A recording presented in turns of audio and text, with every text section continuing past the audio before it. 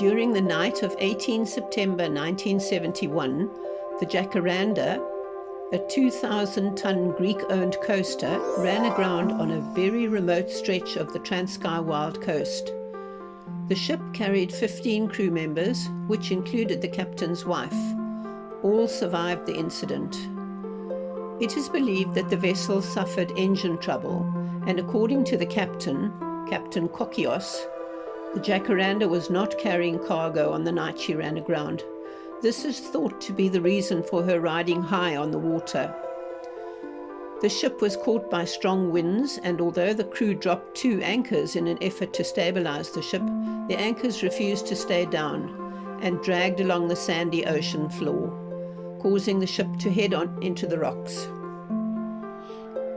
The Wild Coast is known for the numerous shipwrecks along it. The positioning of the wreck could not have been better if it was planned. The ship was neatly driven into a gully between the rock ledges. The crew were literally able to climb overboard onto the rocks. A happy coincidence for a ship with engine trouble in strong wind, methinks. I first visited this site in 1972 when I initially moved to Transkei. At that time, salvage work was still underway.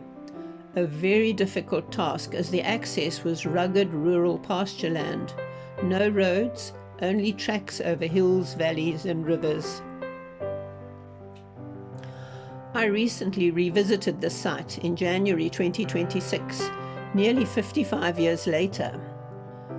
Fortunately, this time we had an ATV, as any access that had been has deteriorated drastically. Pastures have become overgrown with bush and thorn trees, ditches and rivers have washed away and become dongas, and any roads and tracks have eroded to nearly impassable. Believe me, we covered all terrain in the ATV. The countryside and coastline is still breathtakingly beautiful, with many lagoons and estuaries along the way. Also little foresty bits in the valleys.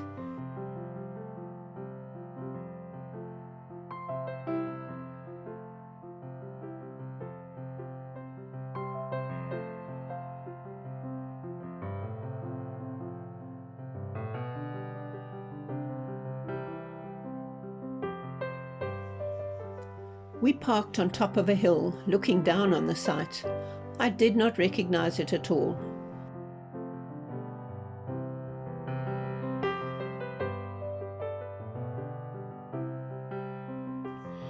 On the way down the hill, we hit a bog and got thoroughly stuck up to the chassis. Thank goodness for winches, spare tires, and ingenuity.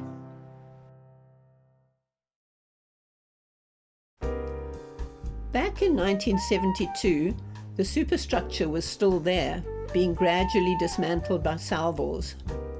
Also, the sea played its part by moving the position of the ship in storms, sanding up the gully, then unsanding it, and of course, rusting the metal away.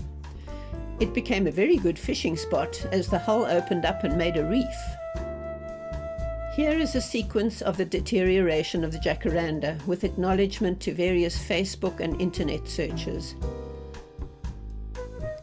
I last visited here about 1980, and in that time virtually all trace has vanished, except for a bit of the hull visible at low tide. The Jacaranda shipwreck along the wild coast of South Africa, just north of Khai Mouth, is presently hardly visible, just some rusty bits and pieces seen at low tide.